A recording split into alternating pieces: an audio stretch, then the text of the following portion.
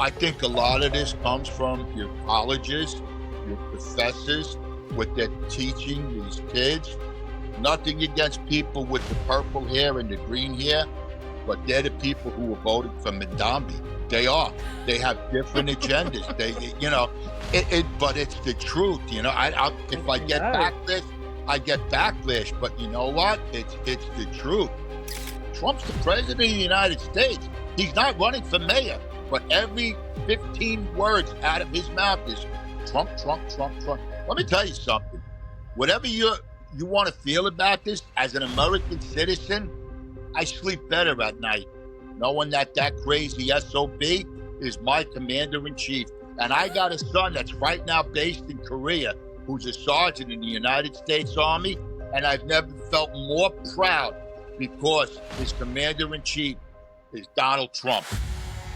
Good morning, good afternoon, good evening, and good night, wherever you are around the world. It is so great to have your company. Thank you so much for joining me here on the Erin Molan Show. It is D-Day for New York City in the mayoral elections.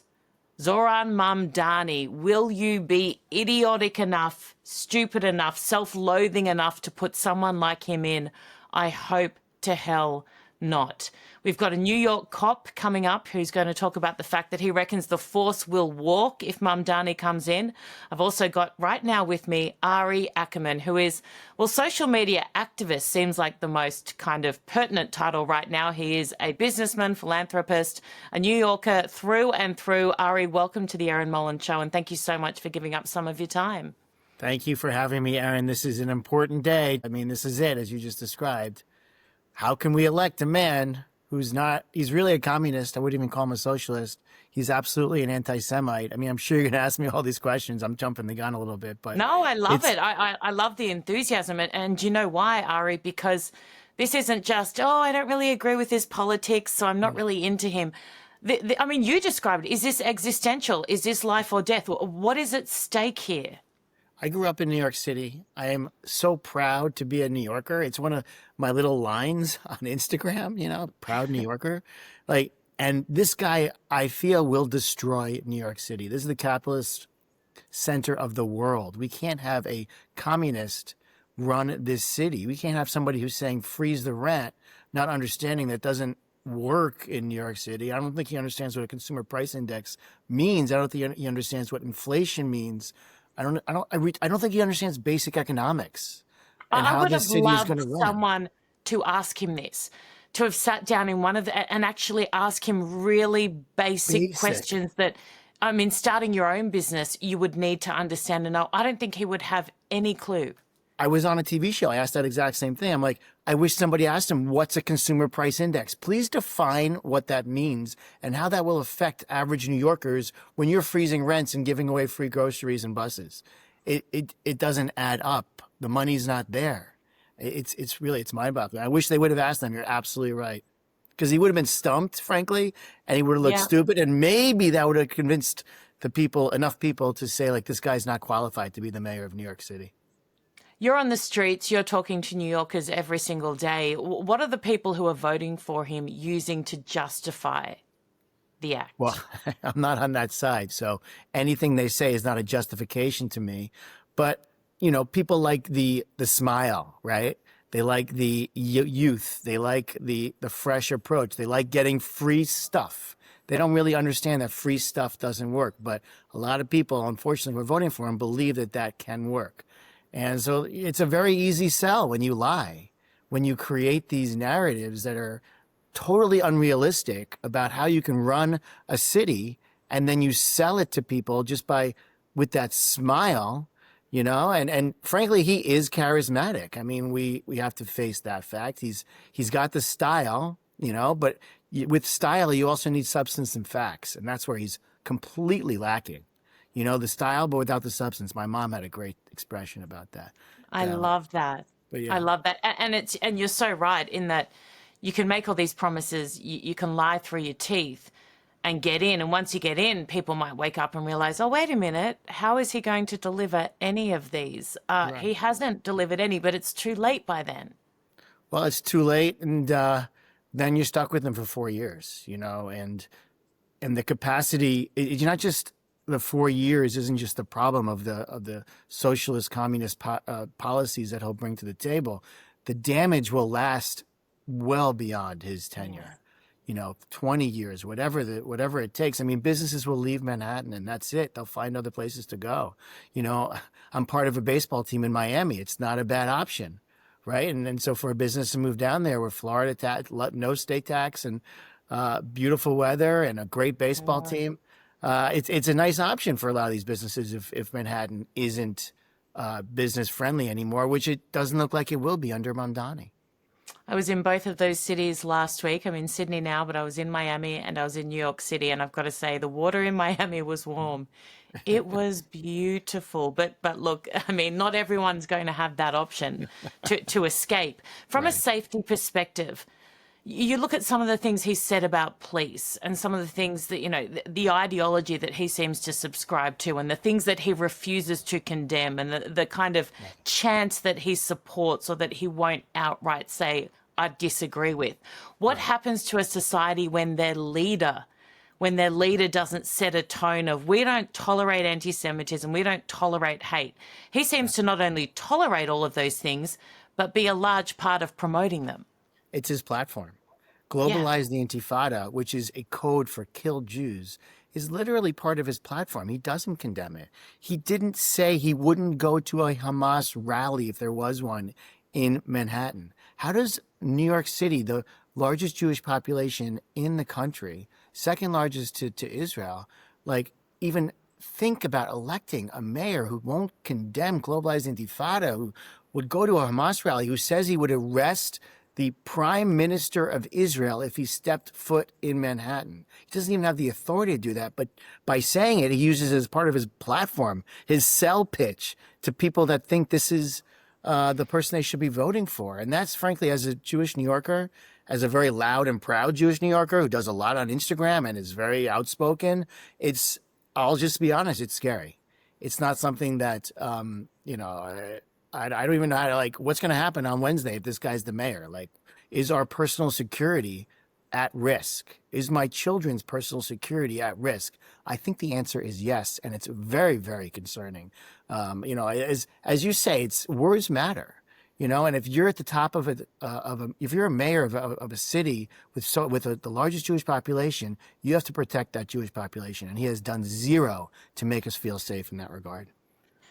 Early voting has seen extraordinary numbers, which I mean, every single person in this fight has a different take on what that means, but it seems to be potentially positive for those who don't want Mamdani. What is your take on Cuomo? Obviously is the only one with a chance. Sliwa has no chance. And from my perspective, I can't believe that he is still in this race and that he is putting himself ahead of a city he purports to love. But that's neither here nor there, given he's decided to stay in. This fight isn't over. This is not a done deal, is it? People can still get out today, and this episode will go to air 6 a.m. Tuesday morning, vote day in New York City. Right. People can still control this output and this result, can't they? Go to my Instagram, Ari Acker. Please, people, follow me and see what I've been posting every single day. It's exactly what you just said. The race has tightened. It's down to 6 or 7 points in the Atlas poll, which was the most accurate presidential poll in the last 2 times. So, and I even saw one today right before I got on this show. It's down to 5 points. And as you said, early voting has been tremendously large. They're predicting potentially 2 million voters. For this election, and that is very good news for Andrew Cuomo. If the voters turn out in spots like Manhattan and in the Jewish areas of Brooklyn, which they seem to be turning out. So as you say, it is not over. There is still a chance, but everybody has to, if they haven't voted early, has to get out there and do it. Get out there and vote, because it's in our hands right now, and we must take advantage of this opportunity as democracy, the most beautiful democracy in the world, to go out and use your democratic right and vote for a person who will not destroy the city and who's ready on day one to govern, unlike somebody who has zero experience in any managerial or political sense. He does know how to rap. according to some, though, Ari. So come on, I won't have you say he doesn't have experience in some professional But capacities. the rap was a rap promoting Palestinian terrorists. That was his rap. And it was So- a bad one, promoting Palestinian Bad, terrorism. and he wore a tank couldn't top. He doesn't rap even well. work out. He doesn't even look good. You know, I don't know. It's, to me, the whole thing, it's like I'm living in some sort of ulterior universe in the last few months with this guy. And, you know, as I It's said, an extension of the last 2 years, though, isn't it? Since October 7, and me as a Catholic girl from Australia who could never have envisaged the reaction to what occurred on that day has somehow manifested into what it is today. It's utterly terrifying. What would you say? I don't need this answer because I understand that when Israelis and Jews are under threat, the rest of the West is under threat. But what would you say to people in New York City who are not Jewish, who think, oh, well, that's not going to impact me if he doesn't really like Jews? What would you say to them about the significant impact that this will have on their lives from just a cultural perspective, not even the economy, which is going to completely screw, and the safety issue with police? 100%. Now, first, let me say thank you to you, Erin, because I know you've been such a beautiful supporter of the Jewish people. There's a lot of anti-Semitism in Australia, and I know it's not easy being you right now and standing up the way you're standing up, and I appreciate that very much. And we need more people like you here in New York City who are willing to stand by the Jewish community. You know, I'm very proud to come from a family of civil rights leaders. My grandfather was a civil rights leader who stood up for the Black community. And unfortunately, like, not everybody, but we have not gotten the same level of love, frankly, in return from those minority communities that I feel, have given over the course of our existence as Jewish people. We're grateful to people like you who are standing up. And people have to understand, yes, it's also a canary in the coal mine. I mean, they come for the Jews first, they come for the Saturday people first, and they come for the Sunday people. I'm sure you feel that. And, absolutely. You know, and it's like the Jews are the start. And, you know, we see what's taking place in Europe right now with the abundance of anti-Semitism. And where does that lead? Not only to fighting Jews, but then to fighting the English people, the Christians, and, you know, whoever else doesn't agree with with how they want their society to be. How's that a nice way of saying that? I think absolutely. And I'd add to that in regards to the kind of ideology that is driving this is a kind of ideology that will drive a car into a crowd on Christmas Eve. And I would say to people, they ain't checking what religion you are when they are trying to destroy you. And that's an excessive example, but it's a real example. It happens. And if you allow this to grow and manifest, then that is what occurs. And it doesn't matter whether you're Jewish, Christian, Muslims as well are killed by this. I don't think it's excessive at all. I lived in Manhattan at 9/11. I saw what took place here. You know, they didn't care if they were killing Muslims. They didn't care if they were killing Christians. You know, they didn't care if they were killing Jews. They just wanted to kill. They wanted to terrorize. Just like Hamas is an American-labeled terrorist organization, and we have a mayor that won't condemn American-labeled terrorist organization. And, you know, again, it's aside from his inexperience, which to me should be a disqualifier. That should be enough. It should be a disqualifier. That's it. He's 34 years old. He missed the most votes out of any city councilman, you know, over his 3-year tenure as a city councilman. Now he's running for mayor of New York City. 300,000 plus employees, $115 billion budget. It's unfathomable that he is the man that people are saying we need to support. Can you imagine him in like an HR meeting? Like if someone feels like they've been sexually harassed in the workplace or whatever it is, and he's going, oh, well, look, I mean, I like Hamas and they basically like rape women and I don't condemn that. So like it's got like I'm, again, not being extreme. This is who he is. This is who he is. To me, like I hate to say that, but like the whole LGBT community, for example. Oh, I know. You know, like I have so many friends who I respect and love that are part of that community. And I don't understand how they don't see how his ideology is repressive towards that community. They are supporting him, and it doesn't make any sense to me other than, you know, a Jewish hatred or whatever else is motivating them to say, like, this is the man that I want to support. When he will hurt their community if his ideology and his belief systems is incorporated. I was looking at him with Cynthia Nixon yesterday, and they're meeting with someone who wants to kill members of the LGBTQ community. It's insanity, the whole thing, but hopefully sanity prevails. Ari Ackerman, if enough people follow you, then it will, because you are saying everything right. Thank you for all your incredible work, not just on behalf of your city, but on behalf of the Western world, because we can't let New York City fall. Thank you for your time. Really appreciate it. It was my pleasure, and right back at you. Thank you for everything you are doing and for your steadfast just morality in the face of craziness in this world right now. Thank you, Erin. Bless you. Thank you so much. Okay, let's now bring in Lenny Maroney, who is a former New York City cop, still cares deeply about a city that he dedicated much of his life to protecting, on what he thinks will occur if Mamdani is elected. You can't say we didn't warn you. Lenny, you took to social media, which probably is a statement you never thought you would hear about yourself, to make a video to encourage people not to vote for Mamdani in this New York City electoral mayoral election. Can you explain to me why? Well, he's 33 years old. He's never really held a proper job. Now, I'm a retired police officer. But before I was a police officer, I worked in a supermarket. I worked in a bank. I worked demolition. I worked construction. So I've had some experience with a working world. It's my knowledge that I've heard of that he comes from a wealthy family, and basically, this isn't somebody that would understand my needs or my neighbor's needs. He wants to give free transportation to bus services. Now, in New York City, they have a thing called congestive pricing. If you go into Manhattan, I think you charge either $9 or $15. It might be $9. They wanted $15, but I think it's $9 just to go into Manhattan. Now, if the MTA, which is the transit system out here, if they're always crying that they need money, and they implicated this congestive pricing to go into Manhattan to help fund the trains and buses, why would you now cut money, services? He's not cutting the service. He's allowing people to gain access to the transportation for free.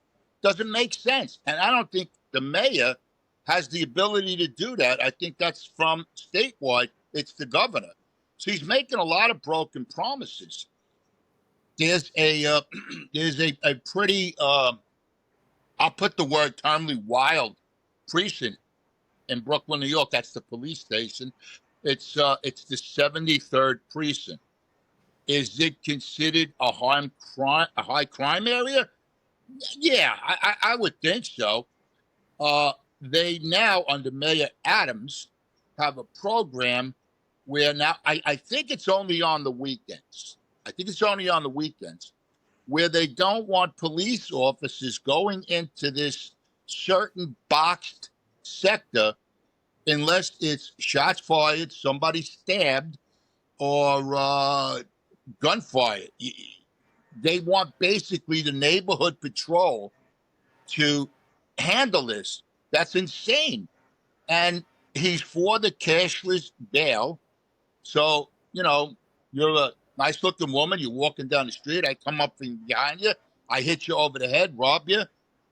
I don't have to pay bail to get out of jail. This is insane. And as far as what I was saying about the 73rd precinct, he's for it. He's for this non-patrolling police. Let the neighborhood handle it. I mean, doesn't that go back to basically what the movie The Godfather was about? Lenny, what has been the reaction from fellow cops and former cops? Have you had a lot of feedback from your video? Yeah. Well, yes, I have. Everybody said that it was done excellent. Believe me, I'm not a person that, gets on. I'm a Brooklyn guy. They basically said that it was done, I got my point across and stuff like that. See, the problem is under Mayor Adams right now, a lot of police officers are retiring. And they're retiring because they feel that nobody has their back. A police officer, in certain instances, they're not indemnifying them. What that means is if the job thinks that you went outside of the box, their guidelines, you're facing not only the criminal charges, but the money. They want you to pay for your defense, any lawsuits. You got to remember, we respond to a job. We got a split second. It's not like when you're watching a football game, whether your football or my football, it's the same rules. We don't have that luxury to decide what we could have, should have. It's got to be done right then and there. Mamdani wants, if that's how you pronounce his name, he wants to now hire social workers to go in on these calls of domestic. And let me tell you something. That's probably one of the worst calls a police officer could go on, is a domestic dispute, okay? Because anything goes, anything. Hot water in the face. I mean, these are now two people, whether it's a female and a male and a male, a woman and a woman, they right now hate each other, and they'll do anything to get to one another. So you want to take law enforcement, who's been trained in these situations, out of the picture, and you want to now hire social workers? Listen, it ain't going to fly. It's really not going to fly. Cops today, they have to wear, not only in New York, all over, they have to wear these recorders, and they film everything. Well, that's all well and good, but remember, we got a split second to make a decision. You're watching something in an office and said, what could I, should have done, and maybe have a different outcome. We don't have that. I can't think of the word, but we don't have that. It's not offered to us. We have to make the decision right then and there. When you're under that kind of pressure and you're making split-second life or death decisions, you need a mayor in place that has your back. Will this mayor have the back of the New York City Police? I don't believe so. From what I'm hearing and seeing, he's basically telling people what they want to hear for them to vote for him. And I mean, whether it's structuring the housing part of it, the rent part of it, the police part of it, the transit part of it, he's basically telling people what they want to hear. And to me, that's lying. That's lying. It's not a reality. It's not a reality. People, I don't care what neighborhood you live in, high crime, low crime, you got to get up in the morning, you have to go to work. So when you go to work, there's a fear factor. Am I going to make it back home safe? Am I going to go on the transit system, be thrown to the tracks? I read every day, crime is down, crime is down. But yet, one of our local newspapers here, the Post, you open up the Post every day. Who's thrown on the subway tracks? Who's hit in the head with a hammer? Who was taken to the hospital? Where was the shootout last night? So I don't know what they're saying about crime being down, because it's certainly nothing that I'm reading in the papers. You predict there'll be a mass exodus of officers if this bloke is elected? Well, yeah, because you see, you're not going to have the experience, okay? First of all, I didn't go to college. Some of you might say, oh, yeah, the way he's talking. But I did understand people, okay? I knew how to correct the situation out there. That's something that cannot be taught in a college setting, okay? They want college. I say, give me the guy that's driving that oil truck. Because that guy that's driving that oil truck, he could sit down with me. We could talk. He knows what I'm talking about. I know what he's talking about. He'll make a good cop. He'll make a good cop. You don't need college to be a good cop. Lenny, I dropped out of university, which is our kind of version of college, 6 times. Don't have a degree at all. You know what? It don't matter. Life It don't. experience, you It, got it, it, absolutely. when I was a kid, you after school, you went to McDonald's or Burger King or any of these, and you made some money, whether it's a supermarket or whatever. And you back then, what was it like $13 an hour, $15 an hour? This guy Mundambi now wants to raise the minimum wage in New York City to $30 an hour. So let's say you own a McDonald's franchise. You have to pay McDonald's their licensing fee, okay? You're going to pay this kid $30 an hour to give me French fries? That ain't no happy meal to me, because if you're a mother and you got 3 kids, they have to make up for this. So what would normally cost you maybe $15, $18, $20, how is it going to be that this franchisee could stay in business if he's paying these kids $30 an hour? And another point, a lot of these college people can't find jobs. When you go into these McDonald's, they're people in their 30s. Yeah, most of them can be a manager, but it wouldn't surprise you to see like a 35-year-old person taking your order for French fries and a hamburger, because the job situation, it's very bad. It's very bad. What is your final message to the people of New York City? Well, after 9/11, the towers were outside of a highway. It was known as the West Side Highway. And anytime I was in a police vehicle and I passed those towers, people would wave flags. They, wave to us and stuff like that. I think the John Wayne era is gone out of this country. And what I mean by that is people forget, they have certain agendas. I think a lot of this comes from your colleges, your professors, what they're teaching these kids. Nothing against people with the purple hair and the green hair, but they're the people who are voting for Mamdani. They are. They have different agendas. But it's the truth. If I get backlash, I get backlash. But you know what? It's the truth. A person like you, like me, we're watching our dollar. We're watching how we spend it. We're watching where we're making it. We live within our means. I don't think these people look back. They're renting apartments for $4,000 or $5,000 a month. How they could afford that, I don't know. But again, it's all intertwined. It's all connected.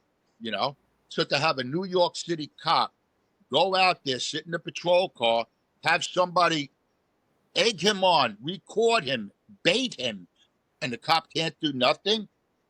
When I was a kid and I was in school, if the teacher slapped you on your back, you didn't go home and tell your mother and father. You know why, right? Your mother and father would have slapped you and wanted to know why that teacher hit you. We've moved away from that. Everybody is protected today. A cop can't get out of a radio car and start, pushing people, because once you put your hands on that person, you better arrest him, because otherwise the lawsuits and it's in a no-win situation. It's the greatest country in the world. No, whatever to your country. I mean, I love Australia. I followed that guy. What's his name? They're brothers and they beat each other up. I can't think of his name on TikTok. You know who I'm talking about? They're crazy people. But yeah, I mean, we're getting so far away from the way things used to be, and you have to protect people that, it's just gone too far to extremes. It really has. And it's only going to get worse if they elect Mamdani. Well, the thing is, maybe that's what New York City needs, to wake up. To wake up. You got a guy like Curtis Lewa, who before he was a teenager was riding the subways and stuff like that. He might be a little unpolished, But Mamdani is running on the ticket of against Trump. Trump's the president of the United States. He's not running for mayor, but every 15 words out of his mouth is Trump, Trump, Trump, Trump. Let me tell you something. Whatever you want to feel about this, as an American citizen, I sleep better at night knowing that crazy SOB is my commander-in-chief. And I got a son that's right now based in Korea who's a sergeant in the United States Army, and I've never felt more proud because his commander-in-chief is Donald Trump. And you know what? For the longest time, the United States has been the policeman of the world. And you know what? We're getting our just due now. He's bombing boats with fentanyl on it. And people, how do you know there's fentanyl on it? Because our intelligence told me there was. And you know what? You want to cry for them? So be it. So be it. They want to complain about Donald Trump with the migrants. Look at Obama. He's put more of them out of this country than Trump has so far. But people forget about that. Or they don't like the guy. I don't know why. They just don't like him. He's unpolished. But you know what? Sometimes you need that. Sometimes you need that. It's better than the senile man we had before. Could not agree with you more, Lenny. Thank you so much for your service as a copper. Thank you for your service now. Your message is so important. And please thank your son for his incredible service. I sure on will. behalf of the Shwami Western is world. his name. Shwami is the guy on TikTok that I follow. Shwami, I have never heard. I'm going to Google Shwami after this. They're nuts. They beat each other up. You got it. One prank he did, I think it's his brother. He put his Mercedes-Benz. He hired a crane. They got money. They hired a crane, and they put his car in the swimming pool. They're nuts. You got to follow them on TikTok. They're out of their minds. Lenny, I'm a 42-year-old single mother. I watch Housewives in my spare time. I'm not watching brothers beat each other up. Yes, that's true. That's true. But you'll get a kick out of these guys. Okay. For you, I will watch one clip, and if I become addicted, I'm coming for you.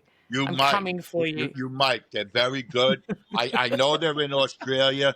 Their phrases and everything like that, but they're hysterical. I can't believe what they do. He filled up his brother's shower with Fruit Loops. He must have spent $10,000 on Fruit Loops just to fill the shower with Fruit Loops. They're out of their minds. They're out of their minds. See, this is the America that I like. Joking around. I love it. Yes, this Lenny, is the America. Why aren't you running for mayor? You're brilliant. You should be bloody running. I don't know. People, they bring out this, they bring out that. It's we need somebody that's going to, actually fight for the person that's got to go to the supermarket. I can't put it any more clearer than that. I love that. You are a treasure. You look after yourself. You're amazing. Thank you again for everything. Thank you. And great talking to you. I really enjoyed this. Not as much as me. I don't think I've laughed that much about the Mamdani imminent election ever in my life because it's terrifying. Thank you. You're brilliant. God bless you. Keep up the work you're doing. Well, ladies and gentlemen, I hope you've enjoyed this very special edition of the Erin Molan Show, focused primarily on the election in New York City. It's not just something that will impact the residents of that city. It's not just something that will impact the United States. This kind of thing will impact the world, and we all need to care deeply about it, be heavily engaged, and fight against the kind of ideology that a person who could be leading one of the largest cities in the world subscribes to. Oh, thank you so much. That's so lovely. Thank you so much. And if no one could send any photos to my mother because she'll kill me for wearing a skirt that's a little bit short. Hates my wardrobe. And I know some of you do too because you tell me, bless you. Ladies and gentlemen, it is now time to talk to some of the most incredible women that I have ever encountered, some of the bravest souls. Just phenomenal women, outstanding. Shirley, I'd like to start with you. You have overcome adversity from day dot. You have shown the way through sheer strength, a strength that you may not have known would be needed in the way it is now. But I want you to tell us, how do you push through when things feel overwhelming and too hard? Where do you find your strength from? All over the time that people were saying that I'm hero. I'm the mother of Omer Shem Tov. And I think that any mother will do the same like I did. So every mother, she's a hero. Every woman has her strength to do everything for her family. So I think the faith that I had in God helped me to survive this situation, and I couldn't do it without my amazing husband, who was my back, my strength, and amazing family, my daughter and my son. That family is my life. I think for most of us who are parents, I mean, I use the example that if my daughter has a blocked nose at night and she's struggling to sleep, I feel sick because she's suffering. So the thought of having to not only endure what you have endured, but to show up day in, day out and fight. Do you stop ever and think, I'm a little bit proud of how I handled the last 2 years? Of course I'm proud. I'm doing to myself. I love that.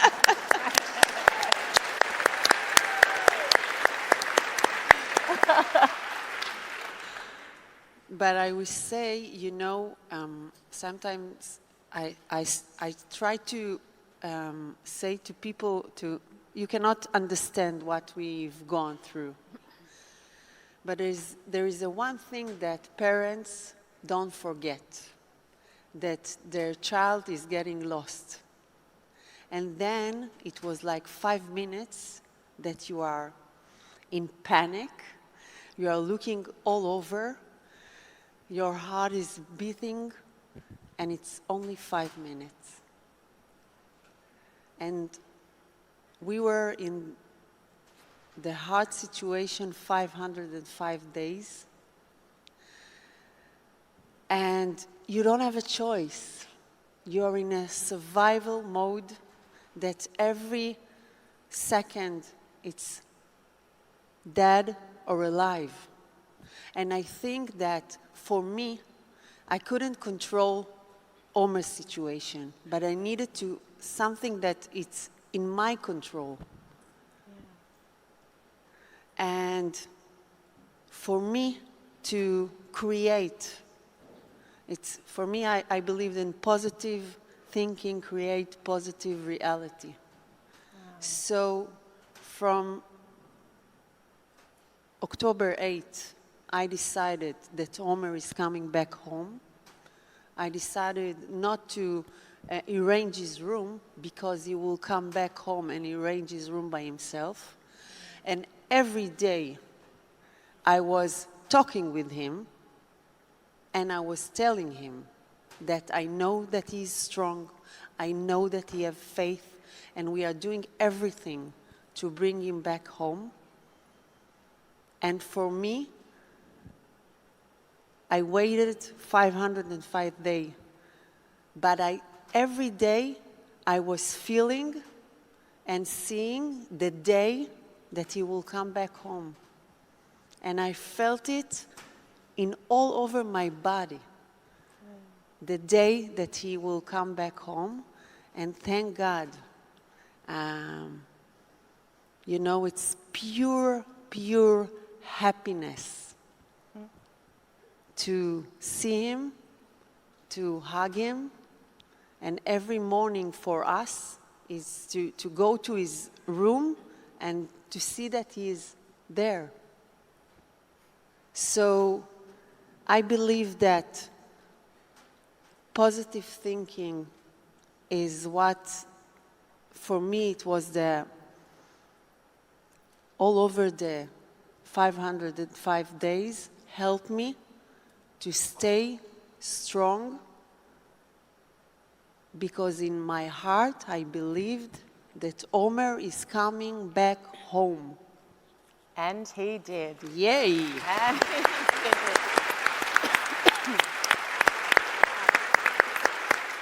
I'll move on in a second. I just want to ask you, I'm assuming for the first period after he came home, you didn't get frustrated with him. He was able to do whatever he wanted. He didn't get in trouble.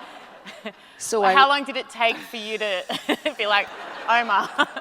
So you know, I will say that at October 8th, I went to his room, and I looked at his room, and he was, you know, it was not arranged, or the clothes were on the floor, and the bed was. So I said to myself at October 8th, I will not arrange his room. He will come back home, and he arranged his room by himself. So I will say that 505 days, the light was on in his room. Yeah. The room was messy, and when the day that he came back home after his release, so I told him, come. Go to your room. But he didn't arrange his room. He only took the clothes from the floor and put it in the, yes. And we turned the light together, and it was, wow. But this is the last time he took the laundry to... I love that. Ofri, I'll come to you now, if I may. Thank you so much for watching, for listening, however you take on this podcast, this television show, this YouTube channel. We are grateful for you. We love you, and we will see you tomorrow with a very special edition, another one, yes, on the Muslim Brotherhood. My guest is Dalia Ziada, the Egyptian activist. She is phenomenal. She knows this group inside and out. You do not want to miss it. We'll see you then. Take care.